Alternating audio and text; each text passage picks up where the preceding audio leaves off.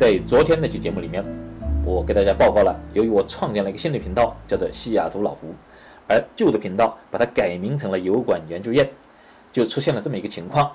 本来有一些视频从老的这个频道里边，我们应该把它移到新的频道里面来，因为它不再属于油管研究院的内容。但是由于各种原因，我们介绍了，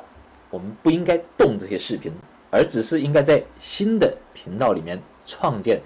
新的播放列表，让这些播放列表成为新的这样一个入口或者是目录服务，观众能找到它。最后点击播放的时候，实际上是播放的这个视频还待在这个老的频道当中。那么最后我讲了，我们要使用一个工具来实现这样一个目的。今天呢，我就来给大家演示怎么样使用这个工具达到这样一个目的。好了，我们一起来看一下。现在大家看见的是我的老的这个频道，大家看有5000个订户的，现在改名成油管研究院，它里头有好多我已经创造的这个播放列表。其中我们今天用这个例子叫海外生活这个播放列表，里面呢有12个视频啊，我们要把这个播放列表呢把它搬到我们新的这个频道里面去。大家看这个新的频道呢叫西雅图老胡，现在有86个订户，在这里面我已经搬了5个播放列表过来。大家看语录惊险、老胡的笔记、胡思乱想、学习方法、名人故事，注意了，没有那个海外生活这样一个播放列表在这里面。现在呢，我们就来把这个播放列表把它搬过来。这个搬运呢要用到一个工具，这个工具叫做 YouTube Copier。大家就在这个谷歌里头去搜索 YouTube Copier， 搜索的第一个返回的结果就是这个工具的链接。你点击它，这个工具它就会加载。注意了，如果你是第一次使用这个工具啊，它会要问你 YouTube 的账号，你要登录进去。为什么？因为它需要一定的权限才能够访问这个播放列表这些数据，它要拷贝移动嘛。那么我已经用过了这个工具，所以我再次加载的时候，直接就到了这样一个页面。这个工具使用起来非常简单，你只要把你要搬运的这个播放列表的链接放在这个对话框里，然后点击这样一个按钮，它就会开始给你搬。现在呢，我们就来操作一下子。我们现在回到我们老的这个频道，找到这个播放列表，点击右键，选择拷贝链接的地址，这样我们就有了这个播放列表的地址。回到这个工具，然后呢，把这个地址粘贴到这里面来，然后点击这个按钮。注意看，它就开始找这个视频了，1、2、3、4、5。大家看到了，它现在识别了这样一个播放列表，并且知道这个播放列表里面有这么12个视频。那么要搬运这个播放列表，我们就要点击这个下拉菜单，这一项就是创建一个新的 YouTube 的播放列表，并且把它的属性设置成公开。我们选择这一项，然后点击拷贝播放列表，它就开始搬运了。你看，拷贝第2个、第3个，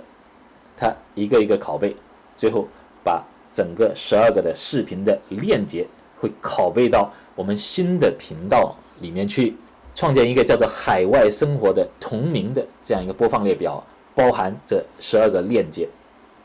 现在它就拷贝创建完成了。现在我们回到我们这个新的频道里面来，大家看到我们目前只有5个播放列表。现在我来刷新一下这个页面，大家看到了第6个播放列表就出现了，叫做海外生活。这个时候你也可以看到它里面有12个视频，你可以查看一下这个播放列表，确认这里头真的是有这么12个视频，跟我们在老的频道里头的播放列表是完全一样的。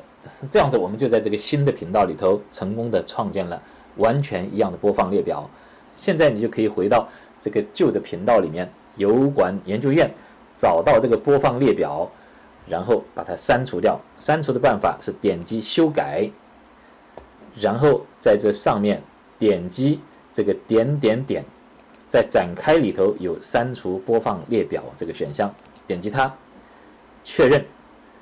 这个播放列表就会从你老的这个频道里头被删除掉。你看现在这个频道里面就没有了这个海外生活的这个播放列表了。那么这样子我们就把一个播放列表从原来的频道里头搬到了一个新创的频道当中。注意，我们并没有搬运视频本身。可以想象，随着将来2个频道的视频总数量的不断增加，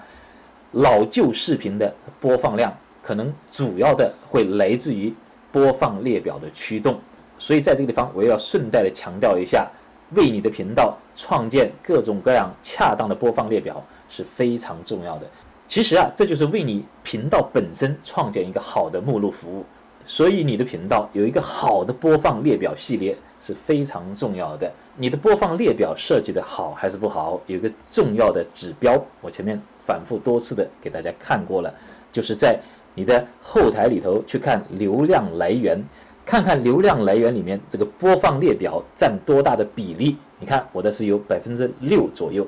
如果你这个比例占得很低，比如说只有 1%、2% 的话，证明你这个播放列表系列设计是有问题的。你应该重新考虑怎么样在你的频道里头通过播放列表来组织这些视频。好了，这就是这一期节目的内容。我们讨论了我们为什么要搬运播放列表，以及我们如何搬运播放列表。我们还顺带讲了一下为什么要给你的频道创建一组优秀的播放列表的系列。